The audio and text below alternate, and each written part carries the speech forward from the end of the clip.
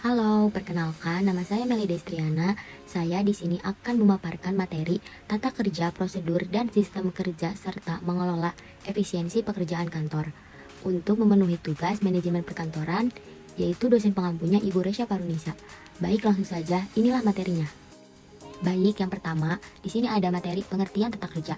Pengertian tata kerja adalah cara-cara pelaksanaan kerja yang seefisien mungkin atas sesuatu tugas dengan mengingat segi-segi tujuan, peralatan, fasilitas tenaga kerja, waktu, ruang, dan biaya yang tersedia. Pengertian yang kedua, di sini ada pengertian prosedur kerja. Prosedur kerja adalah rangkaian tata cara kerja yang berkaitan satu sama lain sehingga menunjukkan adanya suatu urutan tahap demi tahap serta jalan yang harus ditempuh dalam rangka penyelesaian sesuatu bidang tugas. Pengertian yang ketiga ada pengertian sistem kerja. Sistem kerja adalah suatu rangkaian tata kerja dan prosedur kerja yang kemudian membentuk suatu kebutuhan pola tertentu dalam rangka melaksanakan sesuatu bidang pekerjaan. Materi yang kedua, di sini ada manfaat.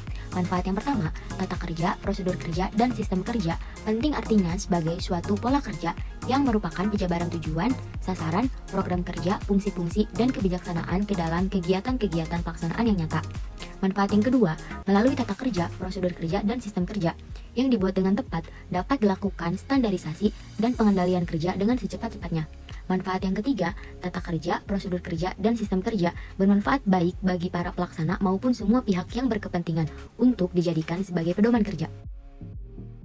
Materi yang ketiga, di sini ada asas-asas penyusunan tata kerja, prosedur kerja, dan sistem kerja. Yang pertama, dinyatakan secara tertulis.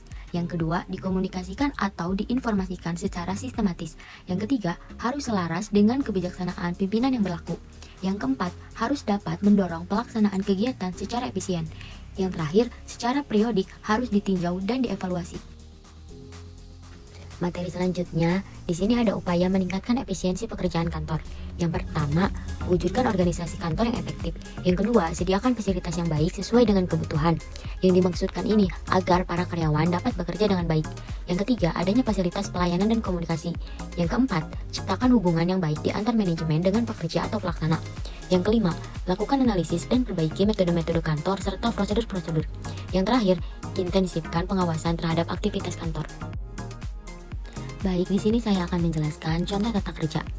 Contoh tata kerja, yang pertama, tentukan struktur organisasi yang jelas dengan definisi tugas dan tanggung jawab setiap anggota tim. Yang kedua, sosialisasikan struktur organisasi kepada seluruh karyawan agar mereka memahami hierarki dan saling ketergantungan. Yang terakhir, tetapkan alur komunikasi yang efektif untuk memastikan informasi dapat mengalir dengan cepat dan akurat. Contoh yang kedua, di sini ada contoh prosedur. Yang pertama, tentukan prosedur standar untuk tugas-tugas umum seperti pengelolaan inventaris, penanganan keluhan pelanggan, dan pengajuan cuti. Yang kedua, dokumentasikan prosedur-prosedur tersebut secara jelas dan mudah diakses oleh semua karyawan. Yang terakhir, lakukan pelatihan reguler agar karyawan memahami dan dapat menjalankan prosedur-prosedur dengan baik. Contoh yang ketiga ada contoh sistem kerja. Yang pertama, gunakan perangkat lunak manajemen proyek dan tugas untuk melacak progres pekerjaan dan memudahkan kolaborasi. Yang kedua, menerapkan sistem manajemen dokumen yang efisien untuk menyimpan dan mengakses file dengan mudah. Yang terakhir, gunakan sistem keamanan informasi yang memadai untuk melindungi data kantor dari potensi risiko keamanan.